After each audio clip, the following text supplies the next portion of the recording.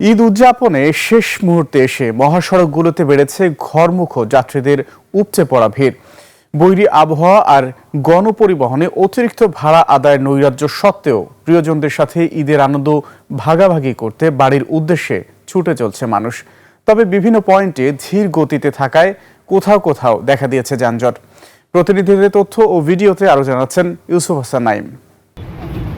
সকাল থেকেই ঢাকা-টাঙ্গাইল মহাসড়কের মৌচাক থেকে চন্দ্রা এবং কালিয়াকৈর বাইপাস এলাকায় যানবাহনের তীব্র ধীরগতি রয়েছে। এর উপর বৈরী আবহাওয়া আর বৃষ্টি যাত্রীদের ভোগান্তিকে চরমে তুলেছে। গণপরিবহন না পেয়ে অনেকেই জীবনের ঝুঁকি নিয়ে ট্রাক ও পিকআপ ভ্যানে চড়ে গন্তব্যে রওনা হতে দেখা গেছে।